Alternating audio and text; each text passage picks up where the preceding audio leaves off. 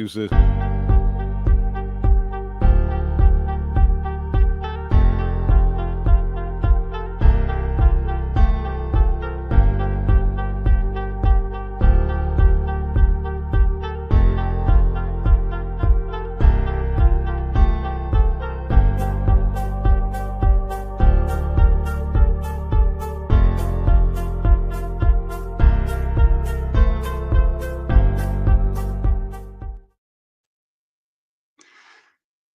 Ladies and gentlemen, welcome to the inaugural edition of Two Tire Change with Big Rich Richardson.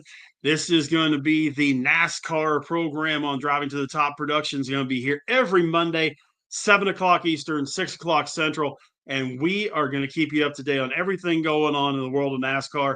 And there is so much going on right now. I had to go 3 weeks before Daytona, and of course, I had to come big right out of the chute. I've got my guy, longtime friend, and the lead anchor for PRN, Performance Racing Netowrk, Mr. Brad Gillie. Brad, how you doing, buddy? Rich, I am doing fantastic. It's awesome to be on here with you, and actually a true honor to be here on the first. Well, I appreciate you coming on. We go way back, further back than probably either one of us want to admit. That's right. But you used to do a show called Texas Motor Speedway's Total Access, and that's how we first got together. A little bit of a difference going from that to now lead anchor on the national broadcast for Performance Racing Netowrk. Yeah, it's been a great opportunity. And I mean, again, you go back literally 20 years now. We started that show in 2005. And what we had done at Texas Motor Speedway, I had worked at the track since 1998. But once we had a second date added to the schedule, which came online in 2005, we thought, you know what? There are a lot of great radio stations in the local market, in the state, and in surrounding states and all of that. But all the sports talk stations did three things: Dallas Cowboys, Texas Rangers, Dallas Mavericks. Really four things. Also Dallas Cowboys again, or hockey. But I mean, that's the way it was. And, for racing, we're a sport. And in the mid 2000s, I mean, that was, really the height of, at the time, NASCAR's popularity. And one of the tough things was there weren't a lot of people talking about auto racing for a couple of reasons. Number one, again, the Dallas Cowboys, like, that is the 800-pound gorilla when it comes to sports talk. No question about that. But number two, look, if you grew up a stick and ball person, you probably weren't necessarily a motorsports person. So also a little bit of a lack of understanding. And that's not an insult to anybody. It's just, look, you could ask me what happened in football. I can't tell you what the score of the Eagles-Commanders game was this past weekend or any of those things, because I'm involved in racing. So we thought we'd do our own show. And we had it syndicated all the way around, including where you were in Waco, which was an awesome thing. And that's sort of like the little spark that one thing led to another to where I am now. I'll tell you, you guys did great stuff. Of course, the late great Eddie Gossage and his whole team there was a big part of all that, and all the people that we worked with over the course of time. A lot of people kind of pigeonhole Eddie as Texas Motor Speedway. You got to know Eddie doing a whole lot more stuff than just Texas Motor Speedway. Yeah, I mean, look, Eddie was a promoter through and through. And the great thing about Eddie is there wasn't a bad idea. Sometimes we would goof on each other for ideas, but this is just a wonderful thing. It's like, come up with something. All right. And no matter how wacky it is, maybe it's something we just have to tweak and tone down. Or maybe you come up with something and it really is an awful idea, but the person on the other side of the boardroom table, that sparks the next great idea. And that was a fun thing. So, for a lot of us, sometimes that meant all of a sudden the idea came up at 11 o'clock on a Sunday night, and let's, quote unquote, go to print with this on Monday morning. And all of a sudden you're working hard, but that was also fun because that is the one thing that we always wanted to put the fun into it, because if we were having a good time, that meant that someone who was coming to the racetrack was having a good time. And we definitely wanted to project that look, this is why we're here. It's about having a great time. And when it comes to doing the races, excuse me, got the hiccups there. When it comes to doing the races, and I mean from broadcasting, NASCAR is completely different, or racing is completely different. I don't want to just say NASCAR because IndyCar is the same way, and so is Formula One and things like that. You it's a group effort. Yes, you have your lead person, and you've done all these. You've been a pit reporter. You've been in the corners. You've been on the turns at the road courses and all that. Let everybody know what the difference is in trying to broadcast a race in relation to broadcasting a baseball game where you've got one shot and there it is. Yeah, look, there are a lot of things that you can draw comparisons among all sports and NASCAR to other sports, and there are things that don't fit. From a broadcasting perspective, we don't have a field every week that's 100 yards by 50 yards with two end zones on the other side. We don't have a basketball court or a hockey arena that has nets on either side of it. We don't have a baseball diamond that is going to have the same distance between bases, baseball being a little bit different because the outfields are different. Every one of our playing fields are different. And we could have Bowman Gray Stadium, which is a 1/4 mile racetrack around a football field where NASCAR runs the exhibition clash race at the beginning of the season, to a 2.66 mile Talladega Super Speedway, to a 3.5 mile Circuit of the Americas road course, and everything in between. And that's what makes our sport unique. That's one of the things. The other thing is, we don't have timeouts necessarily. We have cautions. They're kind of close, but what we don't have is a play that ended. We don't have a ball that went out of bounds often. That we don't really have stop and play that often at all. So the sport just continually moves the whole time. So some of the challenges are where, you can take a baseball game, basketball, football, hockey, whatever. You're typically going to have two booth reporters. You're going to have basically the play-by-play announcer who's saying, the puck's going here, or 3-yard gain or whatever, and you're going to have the analyst, which might be the former player, coach, whomever it might be, that's going to sort of tell you the nuts and bolts of what went on. And then you might have a field or a sideline reporter, maybe sometimes two. For us, and this is literally a normal weekend, let's take Texas Motor Speedway, which is a 1.5-mile track. We have to cover that whole track. Plus, we don't cover two teams. We cover 40 teams at one time. So that's the other thing that makes us unique as well. But we have two play-by-play announcers in our booth. We have two announcers out in the turns. And as those announcers, we're literally calling the action on the racetrack. And again, it doesn't stop. So we're saying these cars are coming off of turn 4 across the start-finish line. Someone's about to pass someone going into turn 1. And then that hands off the baton to someone else who says, yeah, he's staying on the inside, but here comes so-and-so along the outside. They go down the back straightaway. That brings in the next announcer who takes things in turns 3 and 4. On a road course, it can become a little bit different. We might have 5 of those announcers actually out on the racetrack covering all the different corners. Like Circuit of the Americas is a 20-turn road course. Now it's like 2.4 miles with a shorter course. But we also typically have 3 pit reporters, and they're the people who are in the huddle. They would be, if you will, the sideline reporters. And what you're doing is you're covering about a third of it. So if there are 40 cars, or let's make it easy and say 39 cars in a race, you might have 13 teams that you're covering. You're listening to their in-car communication on the radio. You're walking up and down pit road, watching body language, seeing what's going on. You're telling the announcers, the booth, and the audience what's happening. I've got Chase Elliott today, and right now he's running second. He thinks he's going to need a little more of this in his race car if he wants to pass Ryan Blaney for the lead, for example. Or when they come in and make that pit stop that's about 8 seconds long now, you're trying to cover all of those things and the action that happens through the pit stop. So it takes a full team to do what we do, and really, at a minimum, it takes probably, on the shortest track that we run, let's see, there's 2, 3, about 7 people or so. At a maximum, it could take up to 10 or 11 different announcers to cover a race. That's absolutely crazy. I mean, of course I've been there at Texas Motor Speedway when you guys are doing these things.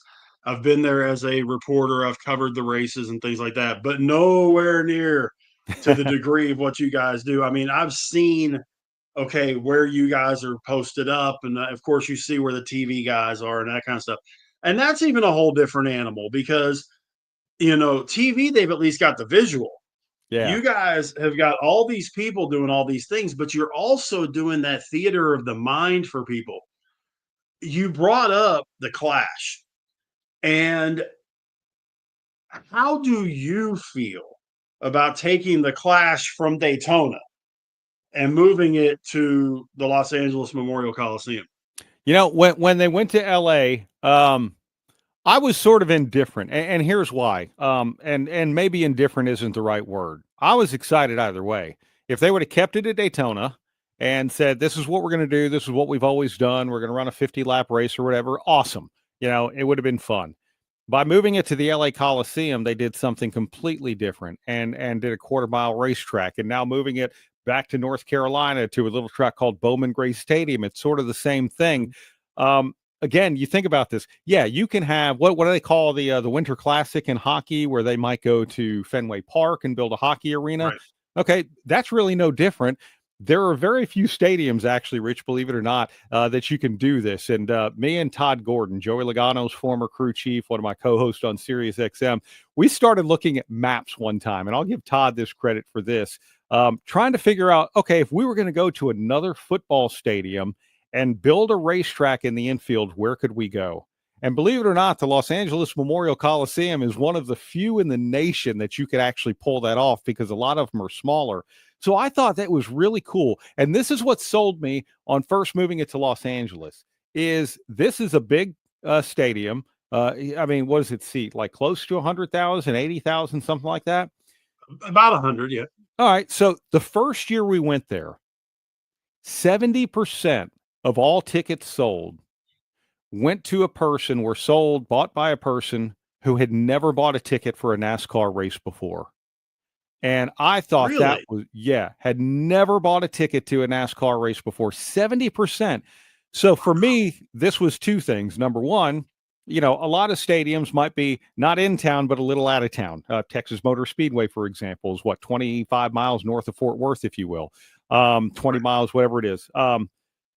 Now you're saying we can bring the sport directly to you. We can plop it in your backyard, but you're also saying we can race anywhere. Literally, it doesn't matter. We can build a racetrack anywhere and put on a show if it's the right place to do it. It's really, I guess, a continuation of the growth of the sport, because I guess the next closest track to LA would be Phoenix. Uh, Um, yeah. Currently, yeah, distance wise, it would yeah, be. so, Mhm. it wasn't that long ago that the furthest west you went was Michigan, Uh, Atlanta. yeah, I mean, I mean, right. They used to then you race. got your Texases and your Chicagos and Mhm. your Missouri, your St. Louis's and Kansas Motor Speedway and things like that. But for the longest time, and it wasn't that long ago, they didn't really go much west of the Central Time Zone. Yeah, it's weird because Phoenix came online in 1992 for NASCAR, and Alan Kulwicki won that first race there. Phoenix had been running IndyCar races since the 60s. Now, they did have Los Angeles market tracks like the old Ontario Speedway, which is literally or was a copy of Indianapolis Motor Speedway, and the Riverside Road Course, and that would be a pilgrimage out west. But then outside of that, as far as like regularly on the schedule, you had Phoenix. This is a great trivia question. So Texas Motor Speedway opened in 1997. Las Mhm. Vegas for the Xfinity Series actually opened in 1996, but Texas and Las Vegas, they all came on board right around the same time. The Las Vegas, what is now the Xfinity Series, then Busch Series race that they had, that very first one in 1996, which really isn't that long ago. I guess it is now. 1996 was the first race in the Xfinity Series that was ever run west of the Mississippi. And I mean, look, these are modern times, and that one shocked me. While the Cup Series had gone out west a little bit here and there, that first Xfinity race was the first one ever west of the Mississippi River. It's amazing, and you see how NASCAR, not only from the areas that they're reaching, but also the things that they're doing now. You've got options on tires. Hmm. You want to run these? Great. You're going to go fast, but they're going to wear quick. Or if you want to go with these, you may not run as quick right out of the jump, but you're going to sustain. Now you've got guys that have automatic entries, like with the Daytona 500. Elio Castroneves is getting in because of the relationship with different other organizations and the Legends thing. You have former drivers, even more former drivers, involved in the ownership, with Jimmy Johnson becoming a majority owner of Legacy, things of that nature. But you still have those guys. I've been a Rick Hendrick guy from the jump. I was a Hendrick guy. My first one, of course, well, let me go back.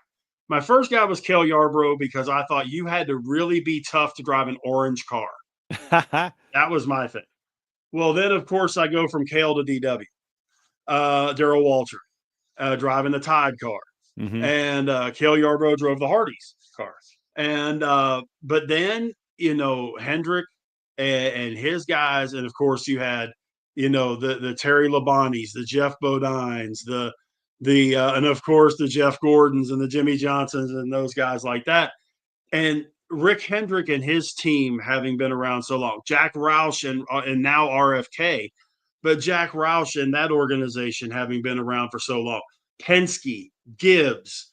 I know a lot of people that don't realize Joe Gibbs has got 3 Super Bowl trophies sitting in his case at the same time. Yeah. And I tell them, guys, the man was a Hall of Fame football coach before he ever owned a car.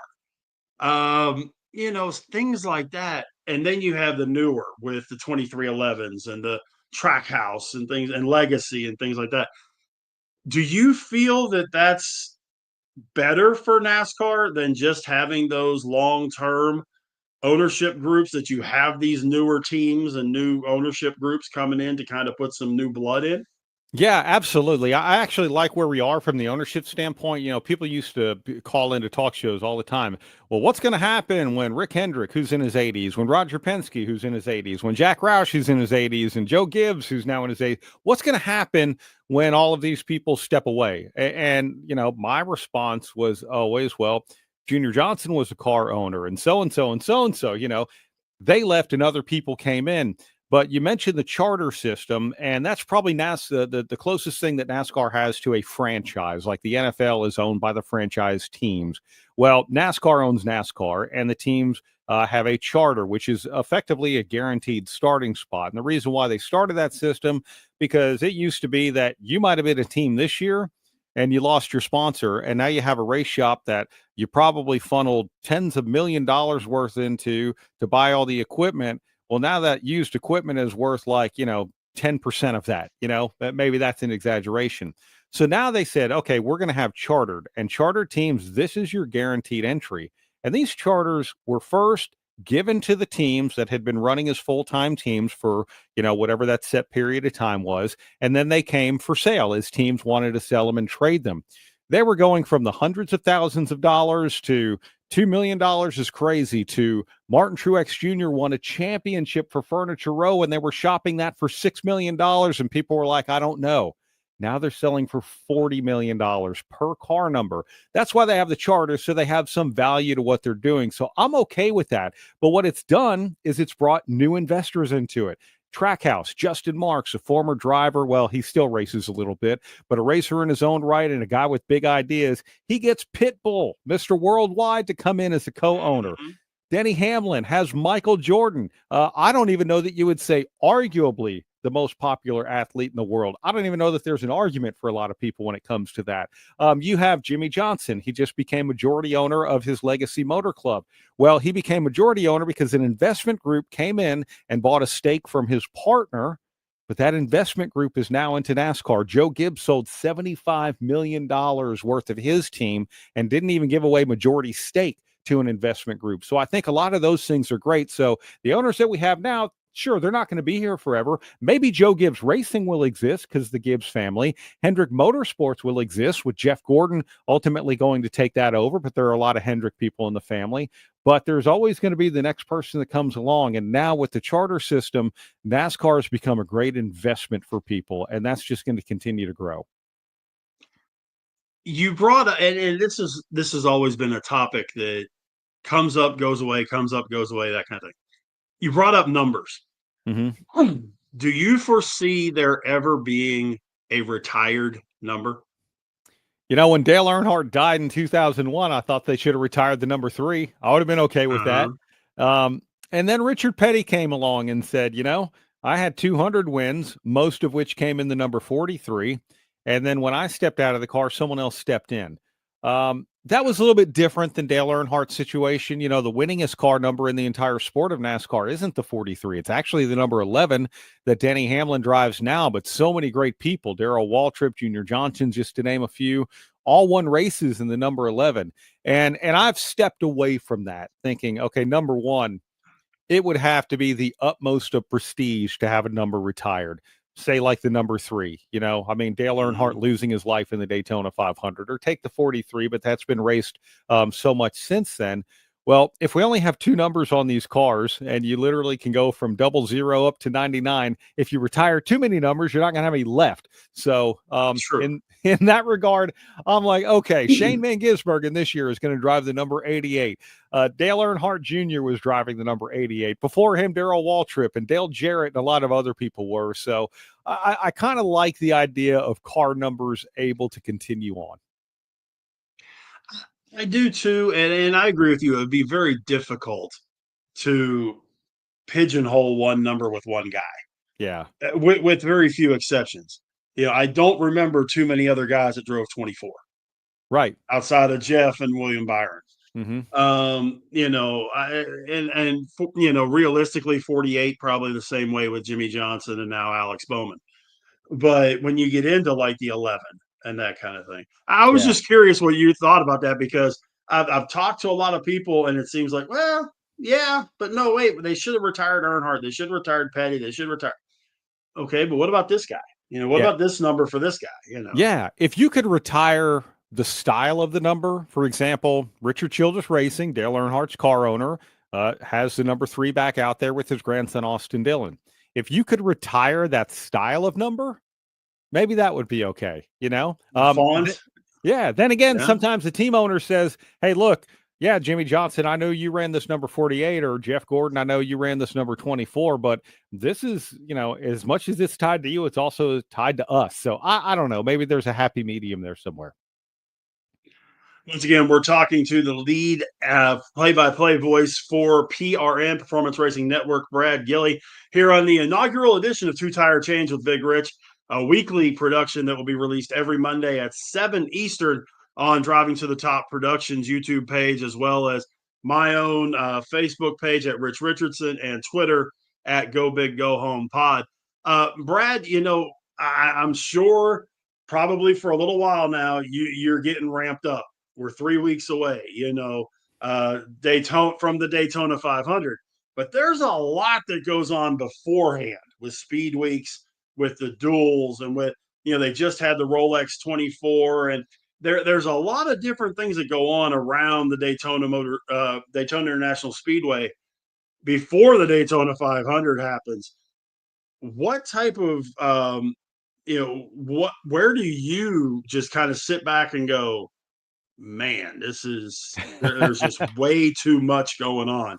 At what point do you just sit back and do Hey, if we could race 52 weeks a year, I would be just fine. But it is nice that? to have a little bit of a break. It's you mentioned all that stuff, and it's interesting. Again, Todd Gordon and I, we don't like to call this the off season.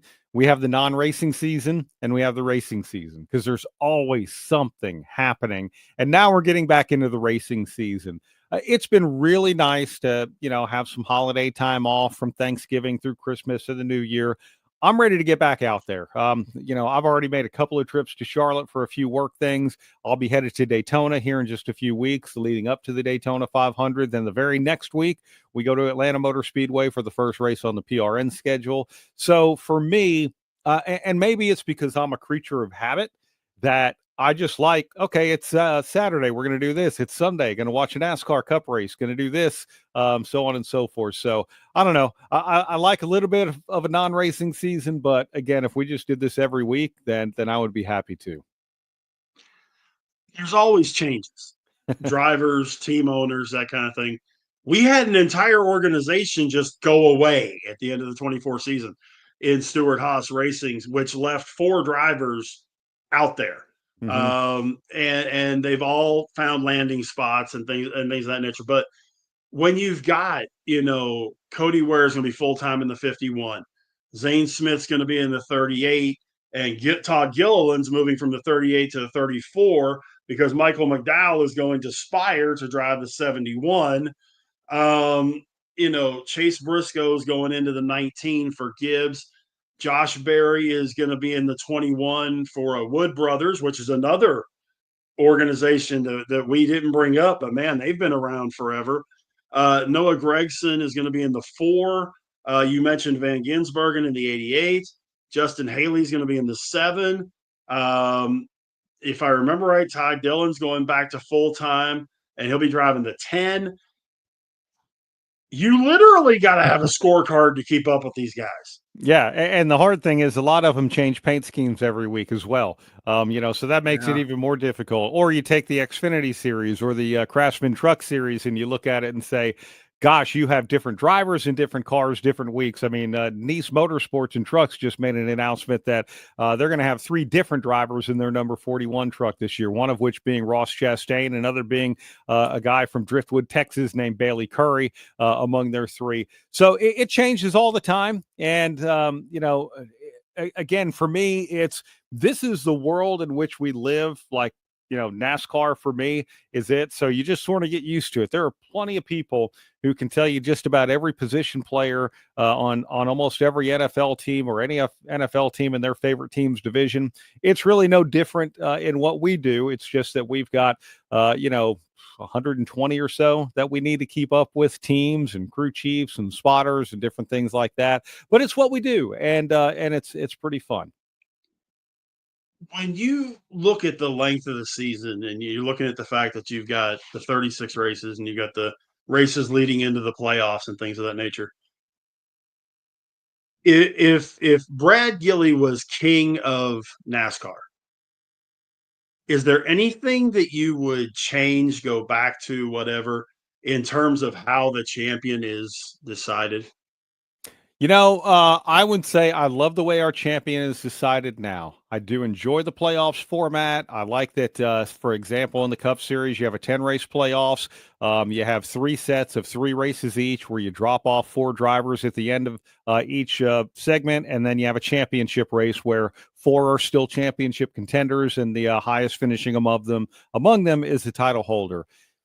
If you had to say, okay, you have to change one thing, then I would probably shrink the field. I wouldn't have 16 playoffs drivers in the Cup Series. I would shrink that down to 12. And, I would probably have a little more, I would have emphasis on winning and a little more emphasis on points as well. Maybe the top 8 in points in that scenario are guaranteed to make the playoffs. And then you fill out the next 4 positions with the next highest winners. Maybe it's a multi-time winner gets preference over someone who's a single-time winner in points and all of that. I might shrink the playoffs field, but truthfully, if I had to change anything right now, I wouldn't. And I know a lot of people have a lot of different ideas on what they would do. Joey Logano was not the most prolific driver in 2024, yet he's our champion.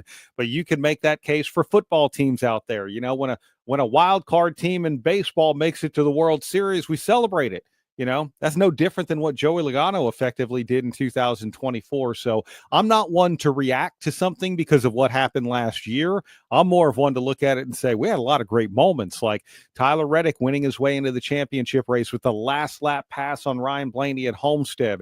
Ryan Blaney winning his way to the championship race the very next week, the last chance to get in with the win at Martinsville Speedway. And so many different things can go on throughout all of that. So our playoffs really reward people who can step up in big moments, and that I enjoy. Yeah, it really does. And Logano's trek to that championship was just weird. He's out, and then Bowman gets disqualified, so now he's Yeah, back in, and then he gets in and he moves on to the next stage, and it was just like, okay, you could crazy. not have written this.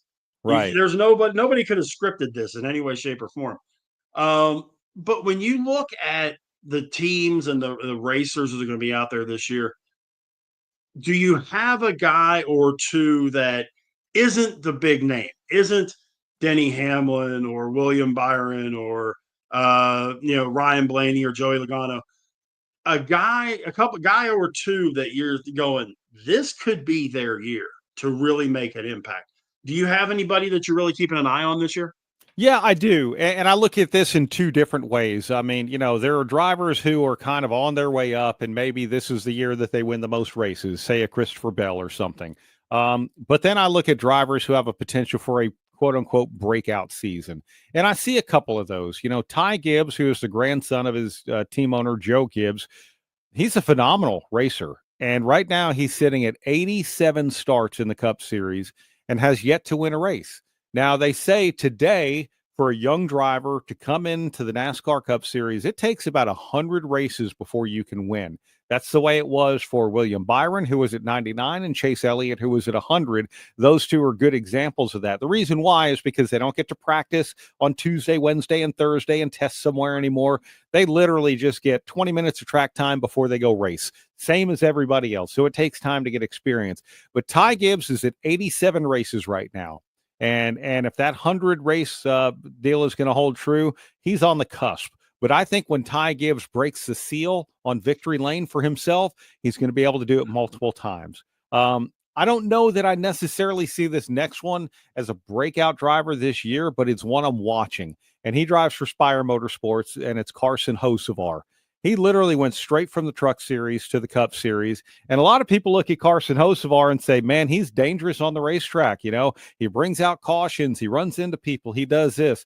Okay, they have fenders on the cars. It's a full contact sport. But then I looked at his results from last year. Carson Mhm. Hocevar was running at the finish of 34 out of 36 races last year. No other Yep. driver was running at the finish of more races. Carson Hocevar finished on the lead lap of 27 of 36 races last year. Two more than champion Joey Logano. Carson Hocevar has done a couple of things that have earned him a bit of a reputation, but he's a far better, far cleaner, and much smarter racer than people give him credit for. I think this year has potential for him to make it a lot more pronounced on the NASCAR map. And I'm a bit. That's why I got that big smile when you said Hocevar. I was a Hocevar guy when he came in. Um, I see a lot of Jeff Gordon in him, Yeah. where he takes none and gives none. And I really think that Hocevar has the ability to make some big things happen this year. I agree with you on Ty Gibbs. If it wasn't for bad luck in some of those races, he would have had no luck at all because he really had two or three really good chances to win last year and Hmm. either got tied up in something or had a penalty or something like that. I'm a big fan of Noah Gragson. It seems like ever since he had that time where they sat him down and they said, okay, here's the line. You crossed it a little bit. Don't do it again. You can go to the line, just don't cross it. It seems like I really think that he's a guy too. And with moving to front row, and getting a chance to work with Michael McDowell, you can see, where Michael has that leadership, um, just in the way that he presents himself and things of that nature. I don't know about you, but I really look forward to seeing what Gregson can do this year. I like Noah Gragson a lot. He is such an interesting young man. He is extremely talented in a race car. He is one you have to pull the reins back on, but as he continues to grow, he continues to mature. But he also has not lost his fun factor, and that's one thing I like. For Front Row Motorsports, a lot of changes have gone on there from crew chiefs and all that. Noah becomes an addition to that team. He came over from Stewart Haas Racing.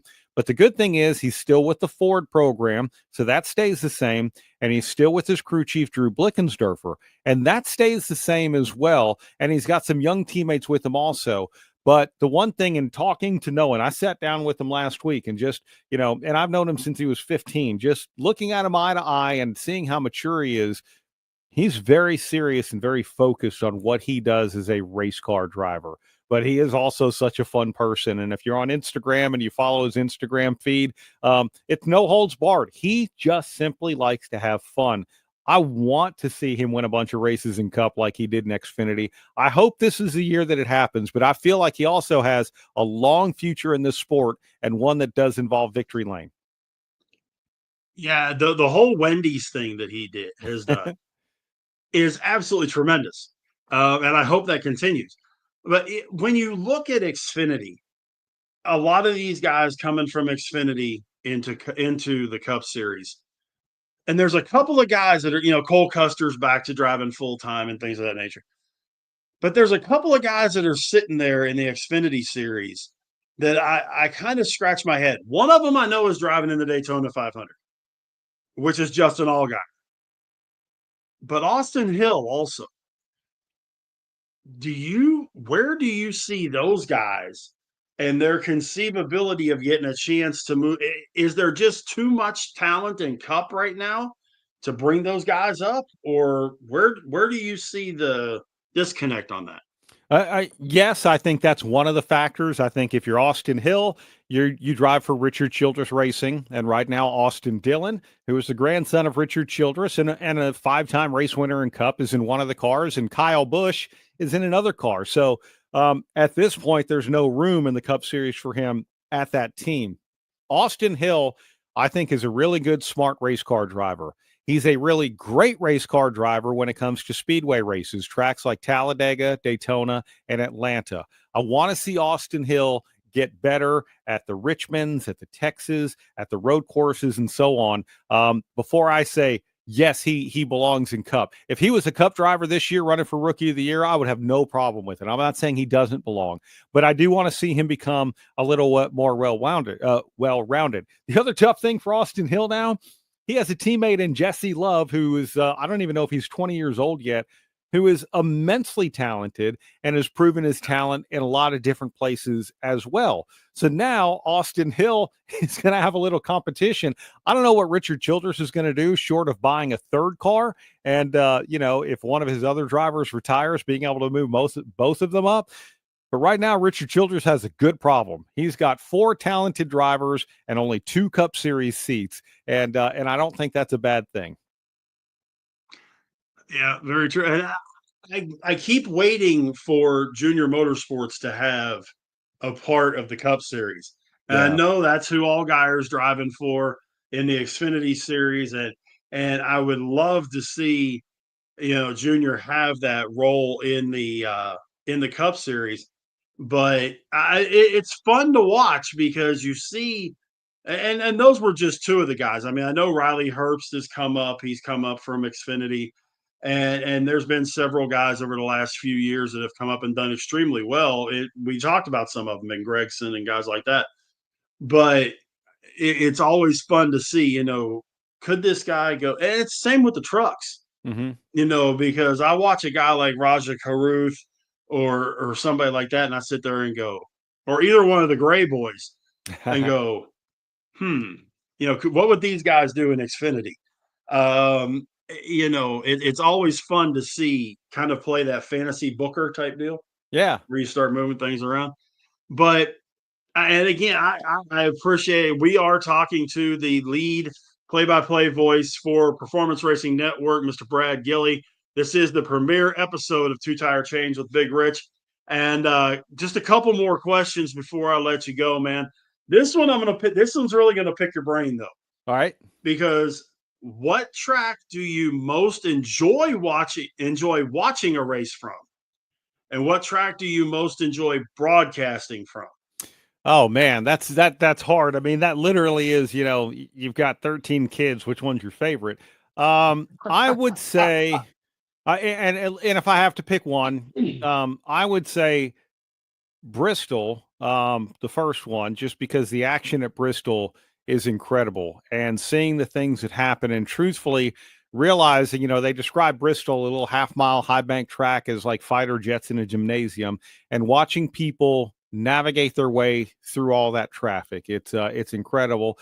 Plus you get to see, it's fast enough to where they're literally hanging on. I mean, I saw Jimmy Johnson's hand shaking getting out of his car after qualifying one year, and he says, yeah, this is how you have to qualify here. I mean, it was that terrifying for him.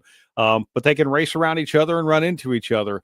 As far as places I like going, God, there's so many of them, because really every track is a destination in some form or fashion, whether it's Sonoma, California, or Las Vegas, Nevada. I love where the track is in Atlanta. But I think the one I'm most excited about this upcoming season is New Hampshire Motor Speedway. And the reason why, because New Hampshire moves back into mid-September for its Cup Series race. And New Hampshire is a beautiful part of the country. People are wonderful. And this year, the leaves are going to be turning. And I don't know. That's the one I'm most excited about going to this year. But I could literally tell you every one of our tracks, what I love, why I love it, and why it's awesome, both on and off the track. That's cool. I hadn't honestly really thought about New Hampshire, but yeah, that should be pretty cool. When you sit and you're looking at, you know, broadcasting a race, help help us understand your prep going into, okay, it's race day. Well, no, because your prep starts, I know you. Your prep started Tuesday. But give us an idea of your prep and what what your prep street your pregame ritual, I guess, would be Yes. before you get ready for a race. Yeah, So, broadcasting from the booth, and I'll just be specific to that. Honestly, sure. the biggest part of the prep is just living the sport and knowing what's going on, keeping up with the news and the stories and all of that. I do look at trends at a racetrack because I'm curious as to who might do well here, or who might not do well here, so on and so forth.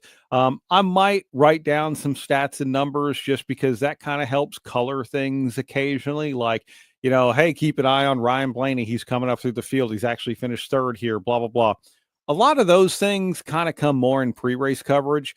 And believe it or not, the other biggest part of the prep is just knowing the cars and being able to look down at a car. And even whether Ryan Blaney is driving a Menard sponsored car or another sponsored car, knowing that that's what his car looks like this year, or an Xfinity and truck, just knowing who's in the car, but knowing who it is. Because once the green flag drops, that's all it's about. It is literally about what's happening now. It doesn't matter what they've done for the last 5 years at this track. Again, sometimes those things can color a call. Maybe it's a 500 start for a driver. That's just sort of like a little extra thing to know, or whatever it might be. Maybe they're going to hit a milestone. But honestly, for the most part, once the green flag drops, people don't want you to tell them what happened before. They want you to tell them what's happening now. And tell me what's happening in the game at this moment, and help me understand exactly what's going on. So the biggest part of my prep is just understanding where we are, what the style of racing is at this track, and having an understanding of what the strategies might be. Are they going to do 2 stops in the final stage of the race? Is there going to be high tire wear? Can someone stretch it on fuel? Different things like that. Just having knowledge of what potentially the crew chiefs might be thinking to be able to call a strategy for the race so I can keep up. Brad, I mean, we've known each other a long time. I could not tell you how happy I am for you. When I read that story that you were getting the lead spot, man, that was fantastic. I know your passion for the sport. I know your love for the broadcast. And, I'm definitely happy for you to be in the position you're in, man. Thank you, Rich. I appreciate it, man. And it is always, always great catching up with you. We definitely need to do this more often. Absolutely, absolutely. Next time you're coming through Waco, I know you have some reasons for coming through Waco. So next time you're coming through, yeah, man, give me a holler and we'll get everybody together and we'll go have lunch or something and have a good time. But definitely nothing but the best for the season.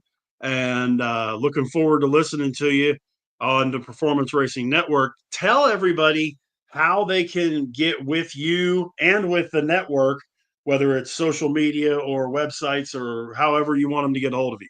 Yeah, it's easy. Our website is goprn.com. Our social media is PRN Live, and we have an app where you can hear all the races, or really you can hear everything that we do through NASCAR.com or some of our other shows through our website as well. So we're out there everywhere.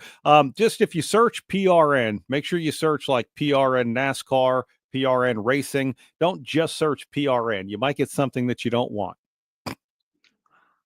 Good to know. Good to know. And I'll make sure to bring that up as we're talking about the races, because I'm definitely going to be talking about where people can be watching them and things of that and listening and things of that nature. Brad, I mean, it's been a pleasure, man. It's been a long time since we've had a chance to talk like this, and I appreciate you coming on. I couldn't think of a better first guest for the show. Thank you so much, Rich. I'm really honored and I appreciate it.